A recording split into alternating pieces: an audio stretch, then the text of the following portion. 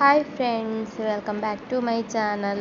ಇವತ್ತಿನ ವಿಡಿಯೋದಲ್ಲಿ apple top cut ಮಾಡೋದು ಹೇಳ್ಕೊಡ್ತಾ ಇದ್ದೀನಿ. ಟಾಪು ಸ್ಟಿಚ್ ಮಾಡಲಿಕ್ಕೆ ನಾನಿಲ್ಲಿ 2.5 ಮೀಟ್ರ್ ಬಟ್ಟೆ ತಗೊಂಡಿದ್ದೀನಿ. ಮತ್ತು ಪೈಪಿಂಗ್ ಇಡಲಿಕ್ಕೆ ಒಂದು ಅರ್ಧ ಮೀಟ್ರ್ ಅವಷ್ಟು ಬಟ್ಟೆ ತಗೊಂಡಿದ್ದೀನಿ. ಮತ್ತು ಅಳತೆಗೆ ಬೇಕಾಗಿ ಒಂದು ಟಾಪನ್ನು ಕೂಡ ತಗೊಂಡಿದ್ದೀನಿ. XXL ಸೈಜಿನ ಟಾಪು ನಾನಿವತ್ತು ಸ್ಟಿಚ್ ಮಾಡ್ತಾ ಇರೋದು. ಫಸ್ಟಿಗೆ ನಾವು ತಗೊಂಡಿರುವ ಮೇಯ್ನ್ ಕ್ಲಾತನ್ನು ತೆಗಿಬೇಕು. ಅದನ್ನು ತೆಗೆದ ನಂತರ ಇದು ಈಗ ಬಟ್ಟೆ ಈ ಥರ ಇರೋದು ನೋಡಿ, ಎರಡಾಗಿ ಮಡಚಿ ಇಟ್ಟಿದ್ದೀನಿ. ಇನ್ನೊಂದು ಸಲ ಕೂಡ ಮಡಚಿ ಇಡಬೇಕು. ಈ ರೀತಿಯಲ್ಲಿ 4 ಮಡಚಿ ಇಡಬೇಕು.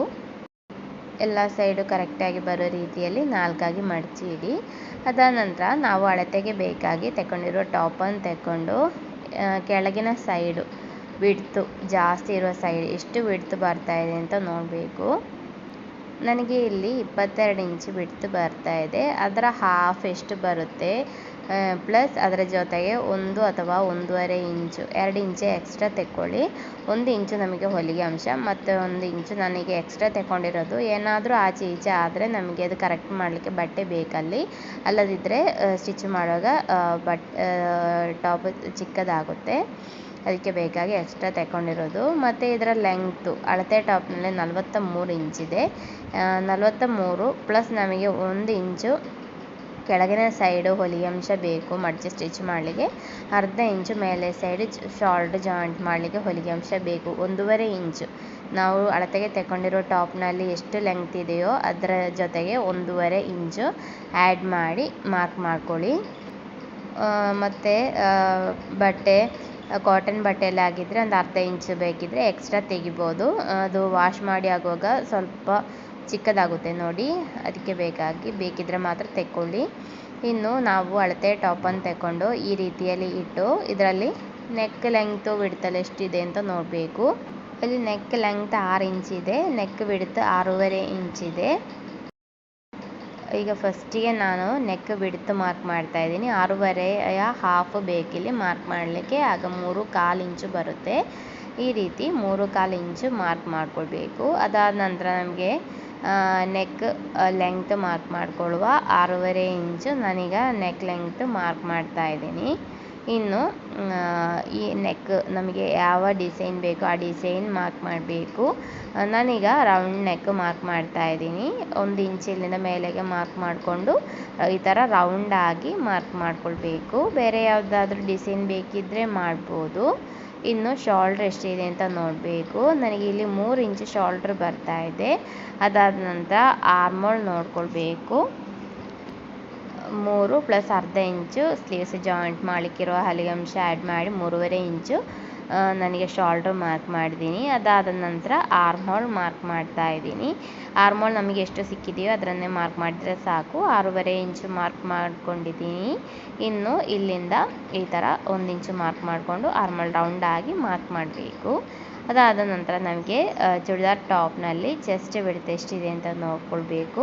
ನನಗೆ ಇಲ್ಲಿ 21 ಇಂಚು ಚೆಸ್ಟ್ ವಿಡ್ತ್ ಬರ್ತಾ ಇದೆ, 21.5 ಇಂಚು ಬರ್ತಾ ಇದೆ. ಆಗ ಅದರ ಹಾಫ್ ಬೇಕಿಲ್ಲಿ ಮಾರ್ಕ್ ಮಾಡಲಿಕ್ಕೆ. ಈ ಥರ ಅದರ ಹಾಫ್ ಎಷ್ಟು ಬರುತ್ತೆ ಮಾರ್ಕ್ ಮಾಡ್ಕೊಳ್ಳಿ. ಪ್ಲಸ್ ನಾನು 2 ಇಂಚು ಹೊಲಿಗೆ ಅಂಶ ತಗೊಳ್ತಾ ಇದ್ದೀನಿ ಇಲ್ಲಿ. ಇನ್ನು ನಮಗೆ ಶೇಪ್ ಬರುವ ಅಲ್ಲಿ ತನಕ ಈ ಥರ ಟ್ಯಾಪ್ ಇಟ್ಟು ನೋಡ್ಕೊಳ್ಳುವ. ಒಬ್ಬೊಬ್ಬರಿಗೂ ಒಂದೊಂದು ಮೆಷರ್ಮೆಂಟ್ ಆಗಿರ್ಬೋದು. ಅಳತೆ ಟಾಪ್ನಲ್ಲಿ ಎಲ್ಲಿ ಶೇಪ್ ಬರುತ್ತೆ ಅಂತ ನೋಡ್ಕೊಳ್ಳಿ. ನನಗೆ ಇಲ್ಲಿ ಶೇಪ್ ಬರ್ತಾ ಇರೋದು 9.5 ಇಂಚಲ್ಲಿ. ಎಲ್ರಿಗೂ ಒಂದೇ ಥರ ಆಗಿರಲಿಕ್ಕಿಲ್ಲ. 9.5 ಇಂಚು ನಾನೀಗ ಶೇಪ್ ಲೆಂಗ್ತ್ ಮಾರ್ಕ್ ಮಾಡಿದ್ದೀನಿ. ನಂತರ ಅಲ್ಲಿ ವಿಡ್ತು ನಮಗೆ ಎಷ್ಟು ಸಿಗುತ್ತೆ ಅಂತ ಈ ಥರ ಟ್ಯಾಪ್ ಇಟ್ಟು ನೋಡಬೇಕು. ನನಗೆ ಇಲ್ಲಿ 20 ಇಂಚು ವಿಡ್ತ್ ಬರ್ತಾ ಇದೆ. ಆಗ ಅದರ ಹಾಫ್ ಬೇಕು ನಾವು ಇಲ್ಲಿ ಮಡಚಿಟ್ಟಿರೋ ಬಟ್ಟೆಯಲ್ಲಿ ಮಾರ್ಕ್ ಮಾಡಲಿಕ್ಕೆ. ಈ ಥರ ಮಾರ್ಕ್ ಮಾಡಿಕೊಂಡು 2 ಇಂಚು ಹೊಲಿಗೆ ಅಂಶ ಕೂಡ ಆ್ಯಡ್ ಮಾಡ್ಕೊಳ್ಳಿ. ಇನ್ನು ನಮಗೆ ಓಪನ್ ಇರುವ ಟಾಪ್ ಆಗಿರೋ ಕಾರಣ ಓಪನ್ ಲೆಂಗ್ತ್ ಎಷ್ಟರಲ್ಲಿ ಬರ್ತಾ ಇದೆ ಅಂತ ನೋಡಬೇಕು. ನನಗೆ ಇಲ್ಲಿ 21 ಇಂಚಲ್ಲಿ ಓಪನ್ ಬರ್ತಾ ಇರೋದು. ಆ 21 ಇಂಚು ಇಲ್ಲಿ ಮೇಲಿಂದ ಮಾರ್ಕ್ ಮಾಡಬೇಕು. 21 ಪ್ಲಸ್ ನಮಗೆ ಅರ್ಧ ಇಂಚು ಶಾಲ್ಟ್ ಜಾಯಿಂಟ್ ಮಾಡಲಿಕ್ಕಿರೋದು ಕೂಡ ಆ್ಯಡ್ ಮಾಡಿ ಅಲ್ಲಿ ಮಾರ್ಕ್ ಮಾಡ್ಕೊಳ್ಬೇಕು. ಇನ್ನು ಅಲ್ಲೇನೋ ವಿಡ್ತ್ ಎಷ್ಟು ಬರ್ತಾ ಇದೆ ಅಂತ ನೋಡಬೇಕು. 21.5 ಇಂಚು ವಿಡ್ತ್ ಬರ್ತಾ ಇದೆ. ಅದನ್ನು ನಾನು ಹಾಫ್ ಮಾಡಿ ಇಲ್ಲಿ ಮಾರ್ಕ್ ಮಾಡ್ತಾ ಇದ್ದೀನಿ. 10.25 ಇಂಚು ಬರುತ್ತೆ. ಪ್ಲಸ್ ನಮಗೆ ಇಲ್ಲಿ 1 ಇಂಚು ಹೊಲಿಗೆ ಅಂಶ ಕೊಟ್ಟರೆ ಸಾಕು. ಸ್ಲಿಟ್ ಸ್ಟಿಚ್ ಮಾಡಲಿಕ್ಕೆ ಇರೋದು 1 ಇಂಚು ಹೊಲಿಗೆ ಅಂಶ ಕೊಟ್ಟು ಈ ರೀತಿಯಲ್ಲಿ ಮಾರ್ಕ್ ಮಾಡಬೇಕು. ಇನ್ನು ಈ ಟಾಪಿನ ಕೆಳಗಿನ ಸೈಡಲ್ಲಿ ಎಷ್ಟು ವಿಡ್ತ್ ಬರ್ತಾ ಇದೆ ಅಂತ ನೋಡಬೇಕು.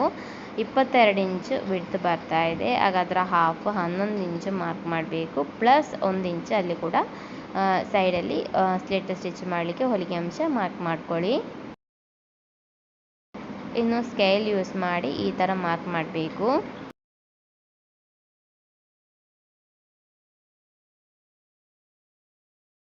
ಮಾರ್ಕಿಂಗ್ ಎಲ್ಲ ಆದ ಮತ್ತೆ ನಮಗೆ ಇದನ್ನು ಕಟ್ ಮಾಡಿಕೊಳ್ಳುವ.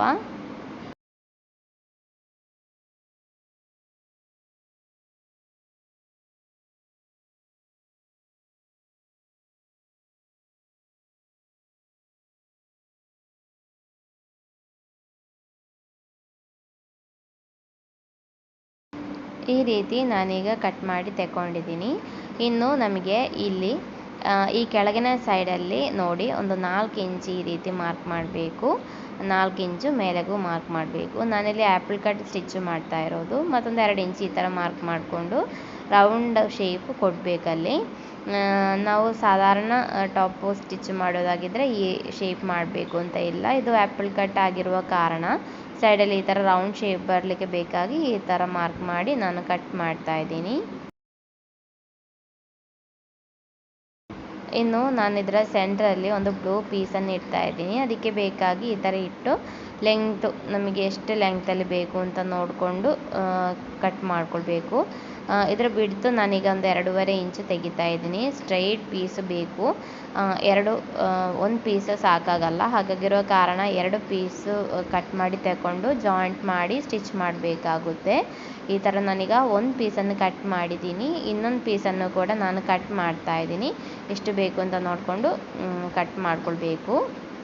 ಇನ್ನು ನಮಗೆ ನೆಕ್ಕು ಮತ್ತು ಈ ಆ್ಯಪಲ್ ಕಟ್ಟಿನ ಸೈಡಿಗೆ ನಾನು ಪೈಪಿಂಗ್ ಇಡ್ತಾ ಇದ್ದೀನಿ ಈ ಬ್ಲೂ ಕಲರೇ. ಆಗ ನೆಕ್ಕಿಗೆ ಬೇಕಾಗಿರೋದು ಫಸ್ಟಿಗೆ ಕಟ್ ಮಾಡ್ತಾ ಇದ್ದೀನಿ. 1.5 ಇಂಚಲ್ಲಿ ಅಗಲದಲ್ಲಿ ನಾನೀಗ ನೆಕ್ಕಿಗೆ ಬೇಕಾಗಿರೋ ಕ್ರಾಸ್ ಪೀಸನ್ನು ಕಟ್ ಮಾಡ್ತಾ ಇರೋದು.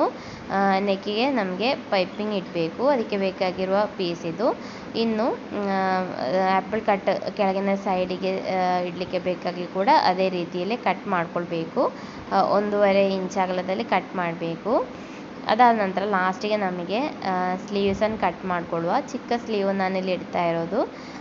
ಉಳಿದಿರೋ ಪೀಸನ್ನು ಈ ಥರ ಫಸ್ಟಿಗೆ 2 ಮಡಚಿ ಇಟ್ಟು ಮತ್ತೊಂದು ಸಲ ಕೂಡ ಈ ಥರ ಮಡಚಿ ಈ ಥರ 4 ಮಡಚಿ ಇಡಬೇಕು. ಸ್ಲೀವ್ ಕಟ್ ಮಾಡುವ ಡೀಟೇಲ್ ವೀಡಿಯೋನ ನಾನು ಆಲ್ರೆಡಿ ಅಪ್ಲೋಡ್ ಮಾಡಿದ್ದೀನಿ ಫ್ರೆಂಡ್ಸ್. ಏನಾದರೂ ನಿಮಗೆ ಡೌಟ್ ಇದ್ದರೆ ಅದು ನೋಡ್ಕೊಳ್ಳಿ. ಇಲ್ಲಿ ಸ್ಲೀವ್ ಲೆಂಗ್ತ್ ಬರ್ತಾ ಇರೋದು 4.5 ಇಂಚು. 4.5 ಪ್ಲಸ್ ಒಂದು 1/4 ಇಂಚು. ನಾನು ಸ್ಲೀವಿಗೆ ಕೂಡ ಪೈಪಿಂಗ್ ಇಡ್ತಾ ಇರೋ ಕಾರಣ 1/4 ಇಂಚು ಹೊಲಿಗೆ ಅಂಶ ಸಾಕು. ಮತ್ತು 4.5 ಇಂಚು ಲೆಂಗ್ತ್ ಮಾರ್ಕ್ ಮಾಡಿಕೊಂಡು 1/2 ಇಂಚು ಮೇಲೆ ಸೈಡಲ್ಲಿ ಹೊಲಿಗೆ ಅಂಶ ಕೊಟ್ಟಿದ್ದೀನಿ. ಇನ್ನು ಲೂಸ್ ಎಷ್ಟು ಬರ್ತಾ ಇದೆ ಅಂತ ನೋಡಬೇಕು. ಇಲ್ಲಿ 6.5 ಇಂಚು ಲೂಸ್ ಬರ್ತಾ ಇದೆ. ಆ 6.5 ಇಂಚು ನಾನು ಈ ರೀತಿ ಮಾರ್ಕ್ ಮಾಡ್ತಾ ಇದ್ದೀನಿ. ಅದಾದ ನಂತರ 6.5 ಪ್ಲಸ್ 2 ಇಂಚು ಆ್ಯಡ್ ಮಾಡಿ 8.5 ಇಂಚು ಮೇಲೆ ಸೈಡಲ್ಲಿ ಮಾರ್ಕ್ ಮಾಡ್ಕೊಳ್ಬೇಕು. ಈ ಥರ ಮಾರ್ಕ್ ಮಾಡಿ ಆದ ಮೇಲೆ ಸ್ಟ್ರೈಟಾಗಿ ಬೇಕಿದ್ರೆ ಒಮ್ಮೆ ಮಾರ್ಕ್ ಮಾಡ್ಕೊಳ್ಳಿ. ಅದಾದ ನಂತರ ಅಲ್ಲಿಂದ ಕೆಳಗಿಗೆ 3 ಇಂಚು ಮಾರ್ಕ್ ಮಾಡ್ಕೊಳ್ಬೇಕು. ಇನ್ನು ಈ ಸೈಡು 2 ಇಂಚು ಮಾರ್ಕ್ ಮಾಡ್ಕೊಳ್ಳಿ. ಅದಾದ ನಂತರ ಕೆಳಗಿನ ಸೈಡು ಕೂಡ ಹೊಲಿಗೆ ಅಂಶ 2 ಇಂಚು ಮಾರ್ಕ್ ಮಾಡಿಕೊಂಡು ಈ ರೀತಿಯಲ್ಲಿ ಮಾರ್ಕ್ ಮಾಡಿಕೊಂಡು ಕಟ್ ಮಾಡ್ಕೊಳ್ಬೇಕು. ಹೊಲಿಗೆ ಅಂಶ ಎಲ್ಲ ನಾವು ಸ್ವಲ್ಪ ಜಾಸ್ತಿ ಕೊಡೋದು ಒಳ್ಳೆಯದು. ಬೇಕಿದ್ದರೆ ಮತ್ತೆ ಕಟ್ ಮಾಡ್ಬೋದು ಎಕ್ಸ್ಟ್ರಾ ಇರೋದು. ಈಗ ಇದರ ಕಟ್ಟಿಂಗ್ ಎಲ್ಲ ಆಯಿತು ಫ್ರೆಂಡ್ಸ್. ಇದರ ಸ್ಟಿಚಿಂಗ್ ನಾನು ನೆಕ್ಸ್ಟ್ ವೀಡಿಯೋದಲ್ಲಿ ತೋರಿಸ್ಕೊಡ್ತೀನಿ. ತುಂಬ ಲೆಂತ್ ಆಗುತ್ತೆ ಇದರಲ್ಲೇ ತೋರಿಸ್ಕೊಟ್ಟಿದ್ರೆ. ವಿಡಿಯೋ ಇಷ್ಟ ಆದರೆ ಲೈಕ್ ಮತ್ತು ಶೇರ್ ಮಾಡಿ. Thank you for watching.